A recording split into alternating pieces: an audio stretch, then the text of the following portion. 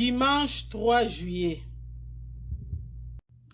Si vous étiez du monde, le monde aimerait ce qui serait sien. Mais parce que vous n'êtes pas du monde, à cause de cela, le monde vous hait. Jean 15, verset 19. Ne vous étonnez pas, frères, si le monde vous hait. 1 Jean 3, verset 13. Les premiers chrétiens. Des premiers chrétiens, il nous est dit qu'ils avaient la faveur de tout le peuple. Acte 2, verset 47. Mais cela ne dura pas. On peut être impressionné par une vie sainte, mais si la conscience et le cœur ne sont pas atteints, tout ce qui parle de la présence de Dieu réveille bientôt l'inimitié naturelle de l'homme contre ce Dieu puissant, saint et juste. La persécution ne tarda pas à servir. Partout où Paul, avec Barnabas ou Silas, annonce la bonne nouvelle, il rencontre l'opposition. Et le plus ardent persécuteur sont les hommes religieux. On affuble les surnoms les fidèles.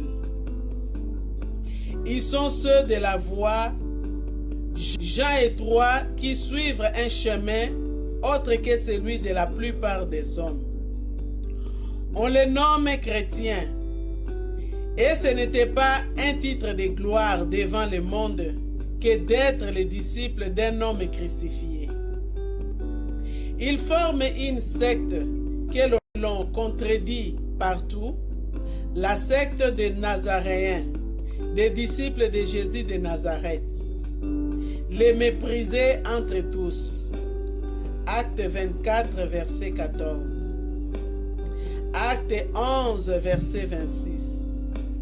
Acte 26, verset 28. Acte 24, verset 5 et Acte 28, verset 22. Quand Paul, comparaissant devant Agrippa et Festus, annonce Jésus et la résurrection, il est traité par les gouverneurs romains d'hommes hors de sens.